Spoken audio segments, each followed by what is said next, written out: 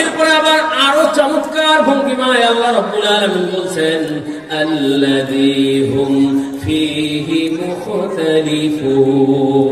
শুধু গরম খবর না, এই খবর নিয়ে তাদের নিজেদের মধ্যে ঝগড়া একশট হয়ে গেছে। হয়েছিল কিনা কথা কোন? একদল বলছিল মুহাম্মাদের এই কথা চূড়ান্ত আল্লাহর কথা বলে, একদল চলে গেছে। মনে আছে তাদের কথা? তারা চূড়ান্ত ভাবে বিশ্বাস করছে, যার কারণে দলের লোক হারায় ফেলছে, দলের ভিতরে ভেজাল লেগে গেছে।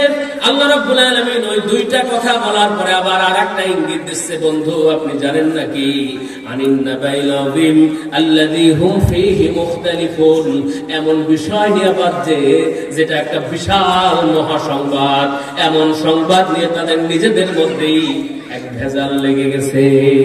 ইখতিলাফ, মুখতালিফুন। ইখতিলাফ আমরা বলি যে সাধারণ একটা মাসালা নিয়ে চূড়ান্ত পর্যায়ে বলতে গিয়ে কেউ বলে এভাবে, কেউ বলে এভাবে। আর এইখানে এমন ইখতিলাফ লাগছে যে খালি বলে টলে না, বলে তাদের অবস্থায় সিদ্ধান্ত নিয়ে ফেলছে। কথা বুঝতে পারছেন? এমন ভেজালটা লাগে গেছে। আচ্ছা, একদল লোক যদি এখন শিমলগুড়ি মোড়ে এসে বলে দরকারটা কইছিলেন নন্দন স্যার ওয়াজ, ধরে এই পর্যন্ত এলাম, নন্দন স্যার কোনো ওয়াজই না, কয়ে যদি 15 জনে যেতে আবার উল্টা আটটা যায়, কথা বল। আর 3 জন যদি এদিকে আয়া হয়, তাহলে দুইটা দল হইল কিনা? দুইটা দলের সিদ্ধান্ত হয়েছে কিনা? সিদ্ধান্ত হওয়ার পরে কার্যক্রম বাস্তবায়ন হয়েছে কিনা? এরকমের কার্যক্রম তারা করে ফেলল। আল্লাহ রাব্বুল আলামিন এবার আরেকটা বাচন ভঙ্গি দিচ্ছে হাবিব, তাদের ব্যাপারে শোনেন যেই ভেজাল লাগছে, যে ইখতিলাফ তারা করছে, ও নবী শোনেন এমন কিছু ঘটনা, কাল্লা সায়ালামুন সুম্মা কাল্লা সায়ালামুন, অচিরেই আমি আপনাকে জানাবো, এখনই আপনাকে বলবো, তবে এর আগে কিছু জবাব দিতে বলেন ওদেরকে। বলেন সুবহানাল্লাহ। আল্লাহ তাআলা এই খবরটাকে স্টপ করে দিয়ে এবার চূড়ান্ত আরো কিছু প্রশ্ন করলেন তার বান্দাদের ব্যাপারে। এবার আপনারা বলতে পারেন হুজুর ওই কথাগুলো তো ওই সময় আবু জাহেল, উতবা, সায়েবা, মুগিরা, বড় বড় কাফের যারা ছিল ওদের ব্যাপারে বলছে, অর্থাৎ আপনি এখন আমাদের শোনানোর দরকার নেই, আমাদের ব্যাপারে আল্লাহ কি করছে এটা ডাইরেক্ট কোন আমরা শুনে চলে যাই। এরকম সোজা রাস্তায় আটান্ন কিছু লোক আছে না। এটা একটা গল্প বলি। আগের কালে পুলিশ আমরা ছোট কালে দেখছি হাফ প্যান্ট পরতো, আপনারা দেখছেন? হ্যাঁ, হাফ প্যান্ট পরতো। তো হাফ প্যান্ট তখন ইউনিফর্ম চূড়ান্ত ছিল না, যদি কেউ পরতে নিষেধ ছিল। তো এরকম হাফ প্যান্ট পরা এক দারোগা, ওরও ওই আবু জাহেলের মতো একটু মোটা মাথা আর কি। তো ওরও গেছে দুই ভাইয়ের দ্বন্দ্ব মিটাইতে, জমি নিয়ে গেছে, জমির দ্বন্দ্ব মিটাবে, সুন্দর ফয়সালা দেওয়ার জন্য দারোগা মানুষ নিচে গেছে। যাওয়ার পরে এবার ওই জমি মাপতে গিয়া এক জায়গায় এমন জায়গায় ঠেকছে, বলে যে এইটা 2 হাত আছে, এই 2 হাত পুরাটাই আমার। আর ও বলতেছে যে না, এই 2 হাত পুরাটাই আমার। তাহলে কয় লোক হইল? 2 ধরনের হইল না। ও দৌড়ে যেয়ে কইল কি ভাই এত ঝগড়াঝাড়ির দরকার নাই, বিচার সোজা, জমি যেহেতু 2 হাত, তুই নে 1 হাত, ও নে 1 হাত, দিল একটা সোজা বাক্য। সোজা যাওয়ার জন্য ও তাড়াতাড়ি গেছিল।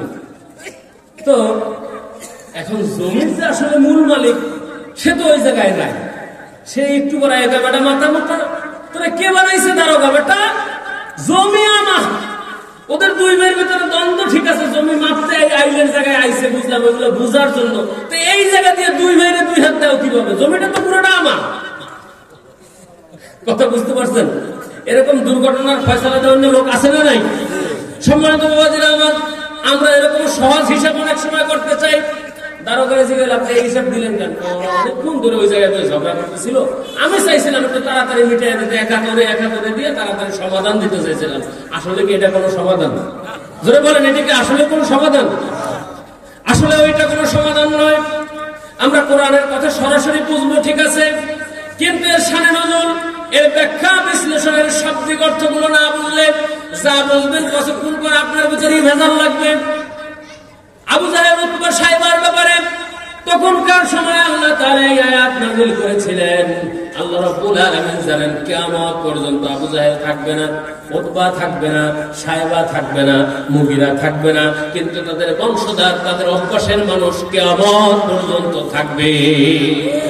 এজন্য ওই মানুষগুলোদেরকে যদি ওই চরিত্রের কেউ থাকে, ওই চিন্তার কেউ থাকে, ওই মানসিকতা নিয়ে কেউ থাকে, তার সতর্কতা হওয়ার জন্য কিয়ামত পর্যন্ত এই আয়াতের প্রতিটা কথা চূড়ান্ত ভাবে বহাল থাকবে। বলেন সুবহানাল্লাহ।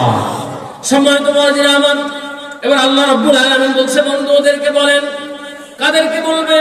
ওই যারা রাসূলুল্লাহকে দুনিয়া থেকে বিদায় দিতে চেয়েছিল, শুধু তাদের এই ব্যাপারে নয়, কিয়ামত পর্যন্ত তার যত বান্দা দুনিয়ায় আসবে তাদের সবার ব্যাপারে আল্লাহ তাআলা বলতেছেন, হাবিব আপনি তাদেরকে বলেন, একটা প্রশ্ন করেন, আলাম নাজআলিল আরদা বিহাদা ওয়াল জিবালা আওতাদা। ও নবী, আপনি তাদেরকে বলেন, আমি কি এই জমিনকে সমতল বানায় দেই নাই? এই জমিকে স্থির করে দেই নাই? এই জমিকে বসবাসযোগ্য আমি কি এই জমিনকে সৃষ্টি করে দেই নাই? ওরা যেই জমিনে বসে আপনি রাসূলকে মারতে চায়, আপনার দ্বীন ইসলামকে বন্ধ করতে চায়, ইসলামকে বন্ধ করতে চায়, ওদেরকে সহ কিয়ামত পর্যন্ত আপনার সমস্ত উম্মতদেরকে জিজ্ঞাসা করেন, এই পৃথিবীকে সমতল বানায় সৃষ্টি করেছেন কে? 2 নম্বর প্রশ্ন আল্লাহ রাব্বুল আলামিন বলতেছে, হাবিব ওদেরকে বলেন। এবং কিয়ামত পর্যন্ত আপনার উম্মতদেরকে বলেন, ওই মানুষদেরকে আরেকটা প্রশ্ন করেন, ওয়াল জিবালা আওতাদা। আমি কি এই জমিনকে সমতল করে করার পরে পাহাড়গুলো দিয়ে এই জমিনকে প্যারাক স্বরূপ গেড়ে স্থিরতা দান করি নাই? বলেন সুবহানাল্লাহ। এই জমিন সৃষ্টি করার পরে থরথর করে কাঁপতেছিল, এই জমিনের স্থিরতা হয় না। জমিন মানুষ যদি এই সময় সৃষ্টি করা হতো, এই মানুষ কাঁপতে থাকতো। আল্লাহ রাব্বুল আলামিন যে উঁচু উঁচু পাহাড়গুলো দেখেন, এগুলো এমনিতেই সৃষ্টি করেন নাই। পাহাড় যত উপরে দেখেন, এর নিচে এর চেয়ে হাজার হাজার ফুট আরো গভীরে, এর চেয়ে শক্তিশালী করে গেড়ে দিয়েছেন মহান আল্লাহ সুবহানাল্লাহ। এই সাধারণ ছোট্ট একটা প্যান্ডেল, এই ছোট্ট একটা প্যান্ডেলের ভিতরে আমাদের কতগুলো খুঁটি দেওয়া লাগলো, কতগুলো রশি বাঁধা লাগলো, কতগুলো চান্দিনা, কত কিছু দিয়ে এরপরে শক্ত করে বেঁধে রেখেছি। এরপরও যদি একেবারে 10 নম্বর সিগন্যাল দিয়ে একটা ঘূর্ণা বাতাস দেয়, কথা বল না, এই রশিদ ভাই থাকবে, দেখছো আমার প্যান্ডেলটা খাওয়ার একটা বুদ্ধি। যদি একটা আল্লাহ তাআলা দেয় ঘূর্ণিঝড়ের বাতাস, কয়টা সেকেন্ড লাগে এই প্যান্ডেলটা নিয়ে ওই পুকুরে ফেলাইতে? হ্যাঁ, আপনাদের কাছে খুব ভয় লাগে যদি আবার নেয় নাকি? আল্লাহ তাআলা নিতে পারেন কি পারেন না, এইটা খালি পারেন না? আপনি তো এসে অনেক শক্তিশালী, আপনারা কিছু করতে পারেন না নাকি? সম্মানিত মুআজ্জিন আমার, আল্লাহ রাব্বুল আলামিন বলল, হাবিব আপনি বলেন, আমি কি এই জমিনকে সমতল করে সৃষ্টি করার পরে এরপরে পাহাড়কে আমি প্যারাক স্বরূপ সৃষ্টি করে ঘিরে দেই নাই? তাহলে ওই মানুষগুলো এবার প্রশ্ন করেন, আমি রবকে অস্বীকার করে কিভাবে? বলেন সুবহানাল্লাহ। এই আকাশ, নদী, পাহাড়, পর্বত সব কিছু সৃষ্টি করছেন কি? এইগুলো দেখেও দেয়ার ইজ নো গড, আল্লাহ বলতে কিছুই নাই। ওই জুতা দিয়া পিটানো দরকার, ঠিক কিনা কম? সম্মানিত মুআজ্জিন আমার, আল্লাহ রাব্বুল আলামিন এরপরে বলে, বন্ধু আরো একটি কথা, ওই যে গরম খবর, যেহেতু প্রতিটা কথাই ছিল চমৎকার, একটার পরে আরেকটা। আল্লাহ রাব্বুল আলামিন এরপর বলতেছে, হাবিব ওদেরকে জিজ্ঞাসা করেন, ওয়া খালাকনাকুম আজওয়াজা। এই যে মানুষদেরকে আমি জোড়ায় জোড়ায় সৃষ্টি করছি, পুরুষ জাত এবং নারী জাত সব কিছু দ্বারা আমি জোড়ায় জোড়ায় করে যে সৃষ্টি করলাম, এটা দেখেও কি বুঝে না এর সৃষ্টিকর্তা একজন আছে? আচ্ছা বলেন তো, এই যে সৃষ্টি করলেন আল্লাহ তাআলা, আমরা তো বিশ্বাস করি সৃষ্টিকর্তা আছে, ঠিক কিনা? কোন বিশ্বাস করি কিনা? বিশ্বাস না করা কেউ আছেন নাকি? তাহলে এর জন্য এখানে আরো কিছু কথা বলি। বিশ্বাস না করার মতো এখানে কেউ নাই, আমরা জানি, আমরা সবাই বিশ্বাস করি। ওই যে বললাম মৃত্যু হবে, এটা আমরা সবাই জানি, কিন্তু এটা নিয়ে ভাবি না, এটা নিয়ে চিন্তা করি না। এইটা দিয়ে কিভাবে এই মৃত্যুটা ভালো হয়, কিভাবে কিয়ামতে নাজাত পাওয়া যায়, এই চিন্তা ভাবনা আমাদের কাছে, যার কারণে আমাদের এই বিপদ হয়, যার কারণে আমরা যা খুশি তাই করতে পারি। কিন্তু যদি এই চিন্তা ভাবনা আমাদের থাকতো, তাহলে যে কোনো কাজ আমরা করতে পারতাম। আচ্ছা বলেন তো, এখন চার দোকানে 2-1 বিড়ি টানতে আসে না নাই? কথা বল। এখনো চার দোকানে বিড়ি খায়। আজকে দিনও আজকে রাত্রে আজ হবে, কালকে আপনারা কেউ ডাকবে এই জায়গায়? হ্যাঁ, কালকে যদি বয়ে থাকে ছাত্ররা ওঠেন, তাড়াতাড়ি ওঠেন, আমার বই দেবে মাদ্রাসার মাঠে আমরা বই রয়েছেন, জান। সম্মানিত মুআজ্জিন আমার, মানুষ কপাল পোড়া যদি হয়, মানুষের চিন্তা ভাবনা যদি না থাকে, তাহলে আজকে এই কোরআনের ময়দান সাজানোর পরে রাস্তাঘাটে দোকান ঘাটে বসে বিড়ি খায়, ঘুরে ফিরে ফুচকা খায়, হাসি তামাশা করে, কিছুক্ষণ পর সময় শেষ হয়ে যাবে, প্রধান বক্তা আসবে, আলোচনাও শেষ হয়ে যাবে, মোনাজাত হয়ে যাবে, কপাল যেমনে পোড়া সেই তেমনিই থাকবে। অথচ রাসূল কারীম সাল্লাল্লাহু আলাইহি ওয়াসাল্লাম বলেন, হযরত আলী থেকে বর্ণনা, আন আলী রাদিয়াল্লাহু তাআলা আনহু قال قال النبي صلى الله عليه وسلم مجالس العلم هي روضة من رياض الجنة। আল্লাহর নবী বলেন, শোনো, আলী বর্ণনা করে, দুনিয়ার কোন স্থানে যদি আল্লাহর কোন কথা বলা হয়, আল্লাহ তাআলার বাণী বলা হয়, রাসূলের কথা বলা হয়, দ্বীন ইসলামের কথা বলা হয়, ওগুলো সাধারণ জায়গা থাকে না, ওগুলো জান্নাতের বাগানে পরিণত হয়ে যায়। বলেন সুবহানাল্লাহ। আর ওই জায়গায় বসে যদি নিজের জীবনের পরিবর্তন করতে চায়, কোরআন অনুযায়ী জীবনকে চালাতে চায়, আল্লাহ তাআলা সহযোগিতা করে ওই বান্দাকে জান্নাতের স্থায়ী বাসিন্দা বানায় দেয়। বলেন সুবহানাল্লাহ। এরপর যারা করবেন রে ভাই, আর কিছু বললাম না, নবী করিম সাল্লাল্লাহু আলাইহি ওয়াসাল্লাম কি বলছেন? গরম খবর আছে। কি খবর? গরম খবর। এবার পরের আয়াতটা শুনেন। আল্লাহ রাব্বুল আলামিন বললেন, ওয়া খালাকনাকুম আজওয়াজা, আমি মানুষদেরকে জোড়ায় জোড়ায় সৃষ্টি করছি, পশুদেরকে জোড়ায় জোড়ায় সৃষ্টি করছি। এই পৃথিবীর সমস্ত নিয়ন্ত্রণগুলো মহান রব্বুল আলামিন এত সুন্দর সুচারুভাবে পরিকল্পনা সহকারে সবগুলো এত চমৎকার ভাবে সাজিয়ে দিয়েছেন, এমন ভাবে জোড়ায় জোড়ায় আল্লাহ তাআলা মিলায় দিয়েছেন, এমন ভাবে সৃষ্টি করেছেন, নারী জাত এবং পুরুষ জাতের মধ্যে পার্থক্য রেখেছেন কিনা, সবকিছুর মধ্যে আলাদা ধরন। একই মানুষ দুইটা ধরন দিয়ে বিশাল পরিবর্তন দিলেন কে? এরপরে কার সাথে কার জোড়া, কার সাথে কার কথা, কার সাথে কার মিল, এটা মিলাই দেন কে? ওয়াজ শেষ করে বাড়িতে যাইবেন, বাড়িতে যাওয়ার পরেও ঘুম দিয়ে উঠে হলো যারা পান খায়, তবে এখন পান বানায় দাও। বুড়া মানুষ 70 বছর বয়স, স্বামীর 80 বছর বয়স, এই সময় বাড়িতে ঠেলে উঠায় যদি একটা পান বানায় দিতে বলে, এটা আবার উঠায় ঘুম দিয়ে উঠে এই পানটা বানায় আবার বুড়ারে দেয়। এরকম মানুষ আছে না নাই? আল্লাহ তাআলা বলে, শোনো, এই যে এত সুন্দর মোহাব্বত দিলাম, এটা দেখেও কি বোঝো না আমি আল্লাহ আছি? সুবহানাল্লাহ। সম্মানিত উপস্থিতি, এই জৈব বয়সের মোহাব্বত এটা একটা আলাদা, কিন্তু এই 70-80 বয়সের যে মোহাব্বত, এটা মাআদ্দাতাউ ওয়া রাহমা, আল্লাহ তাআলার ভরপুর নিয়ামত দ্বারা আল্লাহ তাআলা এই সময় রহমত দিয়ে দেন। বলেন সুবহানাল্লাহ। আল্লাহ রাব্বুল আলামিন বলে, শোনো, এগুলো দেখেও কি তোমার মনে হয় না আমি রব আছি? এগুলো দেখেও কি তোমার মনে হয় না আমি আল্লাহ তোমাদেরকে উঠাবো, আমি আল্লাহ তোমাদের বিচার করব? তাহলে পরেরটা শোনো, আরো একটা গল্প তোমাদেরকে শোনাই, যেহেতু গরম খবর। আল্লাহ রাব্বুল আলামিন বলছেন, ওয়া জাআলনা নাওমাকুম সুবাতা। ও নবী, ওরা আমি আল্লাহকে যদি বিশ্বাস করতে না চায়, মৃত্যুকে যদি বিশ্বাস করতে না চায়, দুনিয়ায় সাবধানতা অবলম্বন যদি না করে, এই দুনিয়া থেকে চলে যেতে হবে, এই উপরে যদি আমল শুরু না করে, ওদেরকে বলেন, আমি যে সুন্দর আরামদায়ক একটা ঘুম দিলাম, এই ঘুম দেওয়ার মালিক কে বলেন তো? শুনে যাওয়ার পরে এমন সুন্দর একটা ঘুম দিবেন, ঘুমের ছুটে পাশে ঘুমের লোক মনে করবে যে ওই সাইড দিয়া মনে হয় এই মাত্র অমুক লঞ্চের একটা হরেন দিয়া গেল। এরকম ঘুম দু একজনের আসে না নাই? আবার টান দিয়ে উঠে আবার ছাড়ে। আচ্ছা, এই যে টান দিয়ে আপনি উঠেছিলেন, আর যদি ছাড়তে না পারতেন, এই জায়গায় লস্ট ইন কস্ট, এই জায়গায় তো কাম সারা। কি করবে? হ্যাঁ, সব লইয়া কিয়ামত সহকারে টান দেয়, টান দিয়ে আস্তের উপরে ছাড়ে। আল্লাহ তাআলা কয়, এরপরেও তুই বোঝো না আমি আল্লাহ আছি? সুবহানাল্লাহ। শুধু এই ঘুম, শুধু এই টানই দেয় নাই, ঘুমের ভিতরে দিছে মজা। কি দিছে?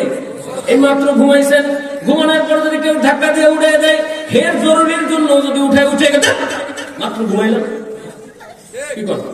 এরপর না দেখবো ঘরে আগুন লাগছে, কিন্তু জারিয়ারটা আগে কি দিয়ে লাগে? কারণ ঘুম একটা মজার জিনিস। কি জিনিস? এই যে ঘুম রাইখে আপনারা যে বসে আছেন, এজন্য আল্লাহ তাআলা জান্নাতেও আপনাদের জন্য মজা রেখে দিছে। ওই যে হুজুর কালকে আলোচনা করলো না, পাখি উড়ে যাবে, চাইয়া দেখবেন, ও কি চমৎকার পাখি, এটা যদি খাইতে পারতাম, টস করে পরে এটা ভুলে হয়ে আপনার সামনে এসে বলবে, খাইয়া লইয়া দাঁড়াইবেন, হাড্ডি করে রাখছেন, এটা দিয়ে আবার পাখি উড়ে যাবে। সুবহানাল্লাহ। এমনিতেই ওই হুরের ওয়াজ শুনলেন আর হুরে বললেন, এত সোজা না তো। আল্লাহ তাআলা যে এই নিয়ামত গুলো রাখছেন এর কারণ আছে না নাই? আল্লাহ তাআলা বলে, শোনো, আফালা ইয়াতাদাব্বারুনাল কুরআন, ও দুনিয়ার মানুষেরা, কি হলো তোমরা এই কোরআন নিয়ে গবেষণা করো না কেন? এই কোরআন নিয়ে চিন্তা করো না কেন? এই কোরআন নিয়ে তোমাদের জীবনকে পরিচালনা করার চেষ্টা করো না কেন? কি হলো তোমাদের? আল্লাহ প্রশ্ন করে। আল্লাহ রাব্বুল আলামিন ওদেরকে বলেন তো, ওই কাফেরদেরকে সহকারে কিয়ামত পর্যন্ত যারা আছে সবাইকে আল্লাহ তাআলা জানান, শোনো, এই আরামদায়ক সুবাতা নামক ঘুম দিলেন কে? এই সুবাতা, এই আরামদায়ক ঘুম কাকে বলে শোনেন। এবার বলি, এই যে আজকে রাত্রে আপনারা ওয়াজ শুনে বাড়িতে যাবেন, বাড়িতে যে একটা ঘুম যে দিলেন, এই যে সারাদিন কাজ বাজ করছেন, রাতের বেলা এতক্ষণ ক্লান্ত হয়ে ওয়াজ শুনলেন, একটা দুর্বলতা আসবে না? শরীর ব্যথা করে, ঘাড় ঘোর ব্যথা করে, হাত পা ব্যথা করবে, এটাই তো স্বাভাবিক। কিন্তু যখন আপনি যায় ঘুমাবেন, সকালবেলা উঠে মনেই হবে না যে আপনি সারাদিন কোন ক্লান্তি আপনার মধ্যে ছিল। বলেন সুবহানাল্লাহ। এটার নাম সুবাতা।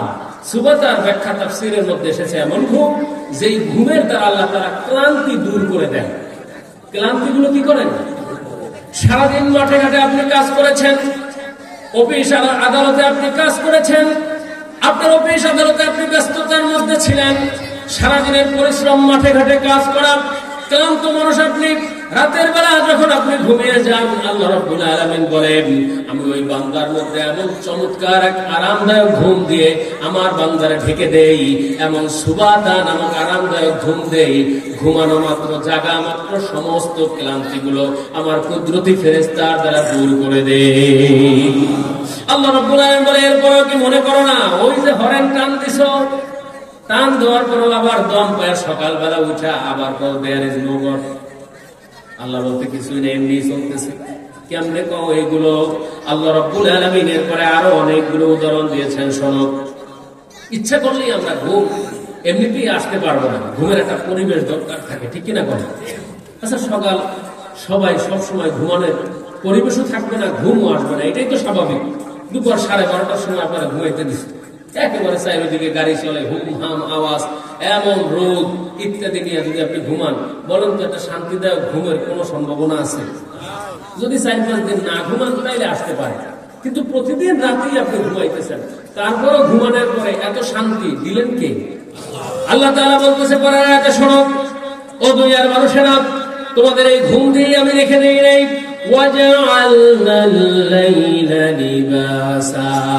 আমি ঘুমের জন্য একটা চমৎকার রাত বানায় দিছি। বলেন সুবহানাল্লাহ। দিনের উপরে একটা কালো চাদর ফেলে দিয়ে পুরা আলোটাকে ঢেকে দিয়ে অন্ধকার বানায় দিছি। বলেন সুবহানাল্লাহ। শুধু অন্ধকারই বানাই নাই, পৃথিবীর স্তব্ধ করে দিয়েছি। নীরব নিস্তব্ধতা, এমন চমৎকার নীরব নিস্তব্ধতা এসেছে, তুমি এবার শুয়ে বললেই তোমার ঘুম এসে যায়। কি চমৎকার রাতের আওয়াজ আল্লাহ রাব্বুল আলামিন দিয়েছেন। এরপর আল্লাহ তাআলা বলেন, শোনো, এগুলো দেখে, এগুলো বুঝে, এগুলো শুনে এরপরও কি মনে হয় না আমি আল্লাহ আছি, কিয়ামতের দিন তোমারে ধরবো, তোমার বিচার হবে, ঠিক কিনা কোন? এরপর আল্লাহ রাব্বুল আলামিন বলেন, শোনো, শুধু রাত দিয়েই রেখে দেই নাই, ওয়াজআলনান নাহারা মাআশা, এই রাত দিয়ে যদি রাখতাম, যদি খালি রাতই থাকতো, বলতো এই রাত কয়দিন ভালো লাগছে, কয় রাত ভালো লাগতো একত্রে, বলতো একত্রে 1 সপ্তাহ রাত্র যদি থাকতো, কতক্ষণ মানুষ ঘুমাইতে পারে বলেন? একত্রে 1 সপ্তাহ যদি রাত থাকে, দিনের যত কার্যক্রম, যত কাজ আছে, আপনার খেতে খামারের কাজ, অন্যান্য কাজ, বলেন তো রাতে যদি দিনের মতো কাজ কি হয়? হ্যাঁ, সাধারণ এতটুকু জায়গা আলোকিত করতে এই মাহফিল এরিয়ায় 250 বাতি লাগান লাগছে। কয়টা? 250 বাতি। এই মাহফিল এরিয়ার এতটুকু জায়গা আলোকিত করার জন্য 250 বাতি লাগান লাগছে। তারপরও কি আল্লাহ যে আলোটা দেয় এর 1000 ভাগের 1 ভাগ হয়েছে? কথা কোন? আচ্ছা, আপনাদের কি বিশ্বাস হয় না নাকি? হ্যাঁ, ওয়াজ কি বুঝেন? কে কে বুঝেন না একটু 2 হাত তোলেন তো। নারায়ে তাকবীর। একদম সাধারণ তো বাইর করছিল না, বুঝলেন? বাইর করে আবার তাড়াতাড়ি বিপদ তো আইছে। তাহলে ওয়াজ বুঝেন আপনারা নাকি? এই সাধারণ এতটুকু জায়গা আলোকিত করতে কি পরিমাণ বাতি, এরপরও ওই আলোর ধারে কাছেও কেমন রব, কি আল্লাহ, কি জীবন বিধান আমাদের জন্য দিলেন। দিন এবং রাতের দৃশ্য দিলেন, কি চমৎকার আওয়াজ এবং সিগনতা দিলেন, এগুলো দিয়ে আল্লাহ তাআলা বলে এরপর আমি রবের ইবাদত করতে মন চায় না, এরপর মনে হয় না আমি আসি। তাহলে শোনো পরবর্তী কথাটা, আল্লাহ রাব্বুল আলামিন এরপরে বলে শোনো, ওই যে তোমাদেরকে প্রথমে বলছিলাম এই সাধারণ এতটুকু জায়গা করতে কতগুলো প্যান্ডেল দিয়ে স্থির করা লাগলো পাশ দিয়ে, এরপরে কত রশি টসি বেঁধে এই ছোট্ট প্যান্ডেলটা স্থির করে রাখলাম। আল্লাহ রাব্বুল আলামিন বলে শোনো, আমি তোমাদেরকে রাত দিলাম, দিন দিলাম, ঘুম দিলাম, এবার তোমরা যে ঘুমাবা, এবার তোমাদের ঘুমের আগে আকাশের সংবাদটা নাও। আল্লাহ রাব্বুল আলামিন বলেন ওয়া বানাইনা ফাওকাকুম সাবআন শিদাদা, আমি আল্লাহ রাব্বুল আলামিন বিশাল আকাশ সৃষ্টি করছি, একটা খুঁটিও দেই নাই। সুবহানাল্লাহ। এই ছোট্ট প্যান্ডেলের জন্য 120টা বাঁশ লাগছে। কয়টা? যেহেতু বললেন কেমন মুখস্থ হয়ে গেছে, মুখস্থ হয়ে গেছে। তো 120টা বাঁশ লাগছে এই ছোট্ট প্যান্ডেলটা করে শক্ত করে দাঁড় করায় রাখার জন্য। এই এত বড় বিশাল আকাশ মনে হয় যে দেখতেছেন এইটাই নাকি? আমরা তাকায় দেখে ওরে আল্লাহ, আকাশ কত বড়, কি উষা, এই যা দেখতেছি এই কি আকাশ না মেঘ? কথা বল। আমরা যা দেখি এখনো তো সেই জলরাশিগুলো দেখি, আমরা তো সেই মেঘ দেখেই বুঝতেছি আকাশ জানি কত বড়। ওই আকাশের পরে আবার আকাশ। সুবহানাল্লাহ। কোন 1 নয় 2 নয় 7 আকাশ কয়টা বলেন? আল্লাহ রাব্বুল আলামিন বলে ও আমার বান্দারা শোনো, এই 7টা আসমান আমি সৃষ্টি করলাম বিগাইরি আমাদিন তারাউনাহা। এই 7টা আকাশ ঘুরে আসো, একটা খুঁটি ছাড়া আমি দাঁড় করায় রেখেছি। সুবহানাল্লাহ। সম্মানিত বাবাজিরা আমার, এই আকাশের এক স্তর থেকে আর এক স্তরের বিস্তারিত বলতে গেলে অনেক রাতের সম্ভব, অনেক রাতের প্রয়োজন। এক আকাশ থেকে আর এক আকাশ কতটুকু মোটা? এই পৃথিবীর চেয়েও বেশি। সুবহানাল্লাহ। কোন আল্লাহ রাব্বুল আলামিন বলে এই ঘুমায় যে রইছে ওই যে আকাশটা আছে ওইটা যদি সাইডে দেই, কি কর 7টা ছাড়া দরকার নেই, এক জায়গাতে অল্প একটু যদি সাইডে দেয় রথ লাগা, ঠিক কিনা? কোন 2014 সালে 15 সালের শেষে 15 শেষে শিলাবৃষ্টি হয়েছিল বাংলাদেশে, মনে আছে আপনাদের? আপনাদের এলাকায় হয়েছিল। এত বড় বড় এক একটা শিল, মনে নাই আপনাদের? অনেকের বাড়ি 3 ফুট হয়ে গেছিল। এখন তো কইবেন না, এখন তো ঘরে 2 তলা ছাদ, তো এখন আর কম না। এ সময় 14 সালে 16 সালে 15 সালে অনেকের বাড়ি টিনের রথ লাগা অবস্থা ছিল, ঠিক না? এই দিন কপাল খারাপ, আমরা ছিলাম ইল্লার বাজার। কোথায়?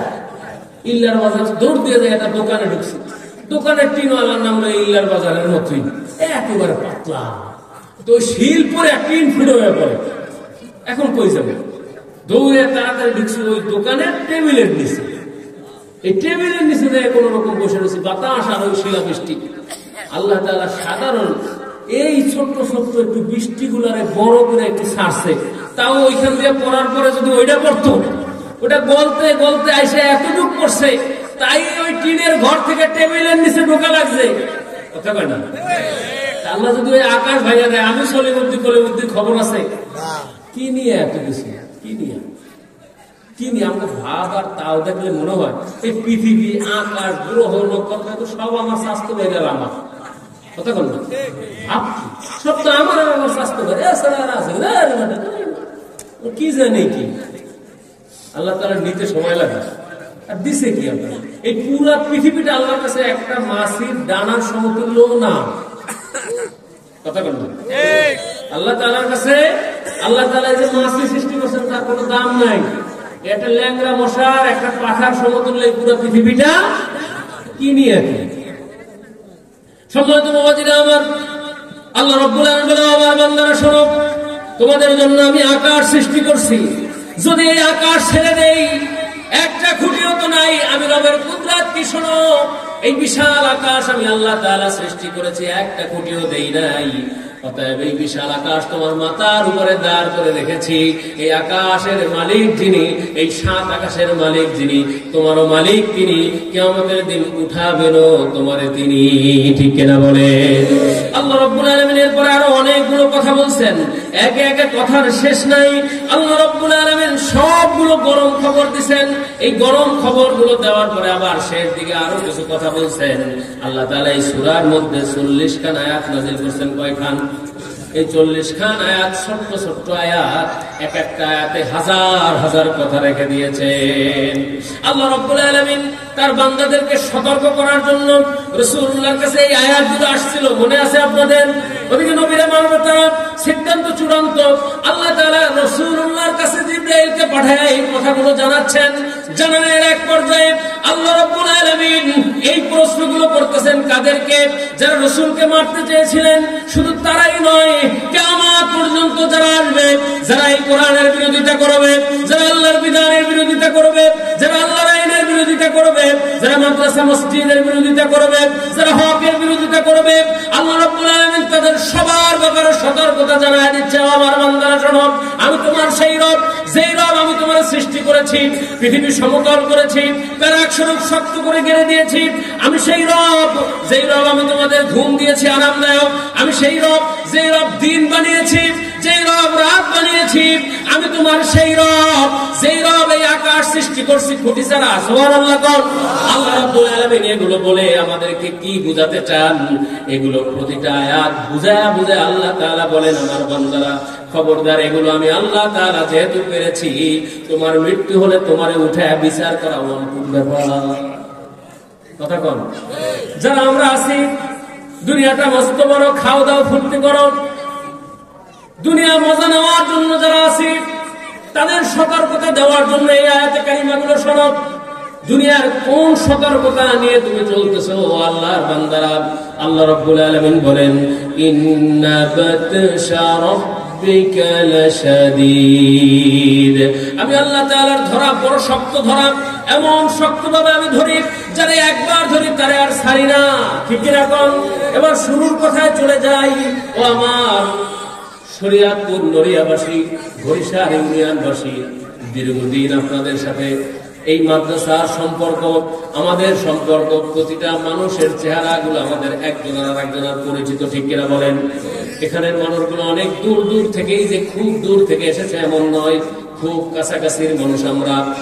আমরা সবাই একই জান্নাতে থাকতে চাই। ঠিক কিনা বলেন? আল্লাহ তাআলা যেন আমাদের সবাইকে জান্নাতুল ফেরদাউস নসিব করে। বলেন আমিন। এমন আসতে কইছে, চিন্তা করছে এটা দিলে দিত, না দিলে না। হ্যাঁ, চিন্তা চাপারে এক লগে থাকতে দুনিয়ায় কত কেঁচা রোজে খাও ঝামেলা করে, আমার এক জায়গায় রাখো, পরে আর এক জায়গায় রাখো। হ্যাঁ, কি কোন? আপনি যদি জাহান্নামে রাখেন আর ওরা যদি নিয়ে জান্নাতে রাখে, তাহলে কি অবস্থা হবে? মানুষের এমন হিংসা। ছোটকালে আমরা গল্প করছিলাম, ওই যে দৈত্য পাইছিল, মনে আছে আপনাদের? দৈত্য পাওয়ার পর বলছিল, শোনো, এই দৈত্য বলে দিচ্ছে, এই পাথর ঘষা দিলে তোমার যা হবে, তোমার প্রতিবেশীর তার ডাবল হবে। কি হবে?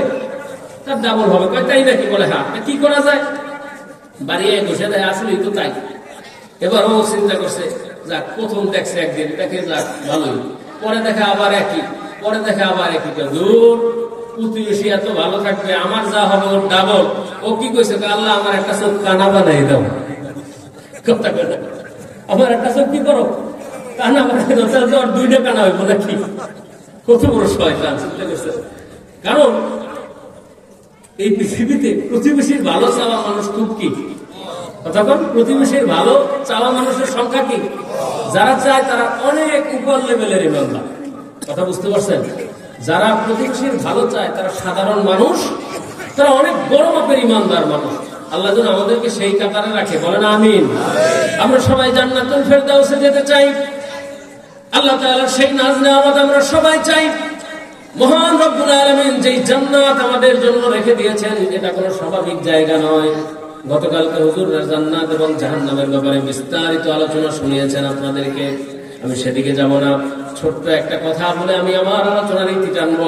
মহান রব্বুল আলামিন এই পৃথিবীতে জান্নাত, যাদেরকে জান্নাতের ঘোষণা দিয়েছেন, এরকম মানুষ কয়জন?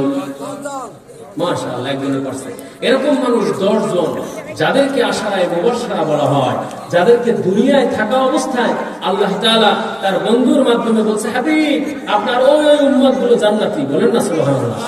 ওই ব্যক্তি জান্নাতি। তাদের একটা একটা করে নাম ঘোষণা করা হয়েছে আসমানে। রাসূলুল্লাহ সেই নামগুলো তাদেরকে বলে বলে বলছে, তোমাদেরকে আল্লাহ তাআলা জান্নাতি ঘোষণা করেছে। বলেন সুবহানাল্লাহ। সেই মানুষগুলো কত চমৎকার ছিল, যারা নিজেদের জীবনে জান্নাতের ঘোষণা পেয়েছে। জান্নাতের ঘোষণা পাওয়ার পরেও সেই মানুষগুলো জান্নাত পাওয়ার জন্য কতটা কান্নাকাটি করছে শোনেন। হযরত ওমর রাদিয়াল্লাহু তাআলা আনহু যারা জান্নাতের ঘোষণা দিয়েছেন আল্লাহ তাআলা, এই ওমর রাতের বেলা গোপনে দাঁড়া দাঁড়া আকাশের দিকে তাকায় বলতো, ও আকাশের মালিক আল্লাহ, আমি ওমরের চেয়ে নিকৃষ্ট আর কোন বান্দা এই পৃথিবীতে নাই, আল্লাহ তুমি আমি ওমরকে ক্ষমা করে দাও, বলেন সুবহানাল্লাহ। এরকম ছিল তাদের অভ্যাস। যারা নিজের জীবনে এত নেকির কাজ করেছে তারা, তারপরেও তারা আল্লাহর আকাশের দিকে তাকায় তাকায় বলতো, আরশের মালিক আল্লাহ, তোমার এই পৃথিবীতে যত গুনাহগার বান্দা আছে তাদের ভিতরে আমি শ্রেষ্ঠ, আল্লাহ তুমি আমারে দয়া করে মাফ করো, তোমার জান্নাতি বানায়, সুবহানাল্লাহ বলেন। অথচ তারা জান্নাতের ঘোষণা তারা জানে। আল্লাহ তাআলা যদি জান্নাতি বান্দাদেরকে জান্নাতের ঘোষণা দিয়েছে, তারপরও তাদের চিন্তা, যদি কোন রকমের কোন অপরাধের কারণে আমরা হারায় ফেলি জান্নাত, এই অপরচুনিটি পাওয়ার পরে এত পাগল করা হয়েছিল। হযরত ওসমান গনি জিন্নুরাইন, যার নাম আপনারা জানেন, ওসমান রাদিয়াল্লাহু তাআলা কাঁদতে কাঁদতে তার গালের মধ্যে দাগ পড়ে গিয়েছিল, বলেন সুবহানাল্লাহ। কবরের কথা শুনলে এমন ভাবে কাঁদতেন, সাহাবায়ে কেরাম জিজ্ঞাসা করতেন, ও আমিরুল মুমিনিন, আপনি এভাবে কাঁদেন কেন? আপনারা তো আল্লাহ জান্নাতের ঘোষণা দিয়েছে। বলে, শোনো, আল্লাহ জান্নাতের ঘোষণা দিয়েছে, কিন্তু আমাদের কোন কারণে কোন অবস্থায় আমাদের শেষ পরিণতি কি হয়ে যায় আমরা জানি না। কি ভয়ঙ্কর অবস্থা, আল্লাহ যেন আমাদেরকে ওই অবস্থায় রাখে, বলেন সুবহানাল্লাহ। এরকম ছিল তারা। তাদের দানের অবস্থাও ছিল ভয়ঙ্কর। দান করতেন তাদের জীবনের সর্বোচ্চ শক্তি দিয়ে তারা। হযরত ওসমান রাদিয়াল্লাহু তাআলা দানের খবর আমরা সবাই জানি। রাসূলের পরিবার ছিল অভাবের পরিবার, যে অভাবের পরিবারে মানুষ 3 দিন 4 দিন 5 দিন পর্যন্ত না খেয়ে থাকতো। এই অভাবের পরিবারে ঈদের দিনও কোনো খাবার রান্না হয় নাই। ঈদের দিন হযরত রাসূল করিম সাল্লাল্লাহু আলাইহি ওয়াসাল্লামের ঘরে কোনো রান্না নাই, কোনো খাবার নাই। কি অবস্থা হবে? ঘরের সবার মধ্যে একটা চিন্তা, হারে আজকে ঈদের দিন, সাহাবায়ে কেরাম আসবেন, কিন্তু